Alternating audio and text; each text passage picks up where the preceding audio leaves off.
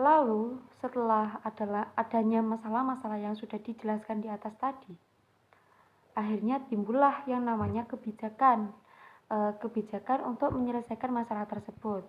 Yang pertama yaitu kebijakan diversifikasi kegiatan ekonomi. Lah, langkah pertama yang perlu dilakukan adalah memodernkan kegiatan ekonomi yang ada. Sedangkan langkah penting yang harus dilakukan adalah mengembangkan kegiatan ekonomi yang baru dan dapat mempercepat informasi kegiatan ekonomi yang bersifat tradisional kepada kegiatan ekonomi yang modern. Lalu yang kedua yaitu mengembangkan infrastruktur. Modernisasi pertumbuhan ekonomi memerlukan infrastruktur yang modern pula. Berbagai kegiatan ekonomi memerlukan infrastruktur yang berkembang seperti jalan, terus jembatan, pelabuhan, kawasan perindustrian, dan penyediaan air, listrik, dan jaringan telepon. Lalu yang ketiga, adanya meningkatkan tabungan dan investasi. Pendapatan masyarakat yang rendah menyebabkan tabungan masyarakat juga rendah, sedangkan pembangunan memerlukan tabungan yang besar untuk membiayai investasi yang dilakukan. Kekurangan investasi selalu dinyatakan sebagai salah satu sumber yang dapat menghambat pembangunan ekonomi. Oleh sebab itu, syarat penting yang perlu dilakukan untuk mempercepat pertumbuhan dan pembangunan ekonomi adalah meningkatkan tabungan masyarakat. Lalu selanjutnya ada meningkatkan taraf pendidikan masyarakat. Dari segi pandangan individu maupun dari segi secara keseluruhan, pendidikan merupakan satu investasi yang sangat berguna dalam pembangunan ekonomi. Individu yang memperoleh pendidikan tinggi cenderung akan memperoleh pendapatan yang lebih tinggi juga. Jadi semakin tinggi pendidikan, maka semakin tinggi pula pendapatan yang diperoleh. Karena dengan adanya pendidikan yang tinggi, maka kinerja-kinerja dari masyarakat itu sendiri juga akan mengalami peningkatan. Lalu ada juga merumuskan dan melaksanakan perencanaan ekonomi. Kebijakan pemerintah yang konvensional yaitu kebijakan fiskal dan moneter tidak dapat mewujudkan pertumbuhan ekonomi yang diharapkan. Untuk mengatasinya pada tahap mula dari pembangunan ekonomi, perencanaan pembangunan perlu dilakukan.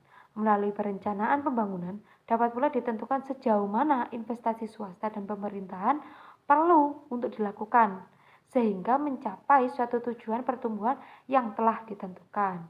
Terakhir, apakah kalian tahu jika Indonesia akan melakukan sebuah rencana pembangunan? Yang pertama yaitu Rencana Pembangunan Jangka Panjang Nasional atau disingkat menjadi NRPJPN yang akan dilaksanakan pada tahun 2005 sampai 2025. Lalu yang kedua yaitu Rencana Pembangunan Jangka Menengah Nasional atau disingkat menjadi RPJMN dengan durasi per 5 tahun. Dan yang ketiga yaitu Master Plan Percepatan dan Perluasan Pembangunan Ekonomi Indonesia atau MP3EI dimulai pada tahun 2011.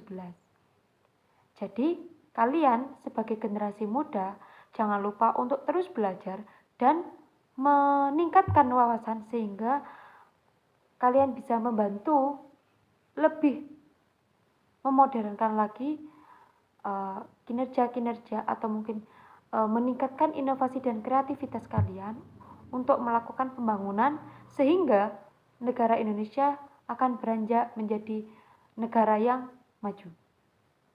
Jangan lupa menjadi generasi muda atau menjadi seorang pelajar itu harus semangat dan tidak pantang menyerah atau tidak putus asa untuk terus belajar dan mempelajari apapun yang belum diketahui sehingga wawasan yang ada di otak atau pikiran kalian akan menjadi meningkat. Semangat.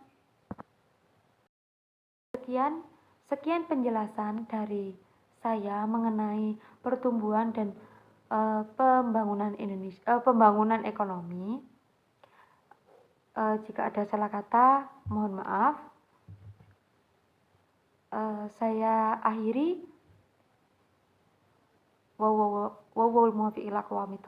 Wassalamualaikum warahmatullahi wabarakatuh.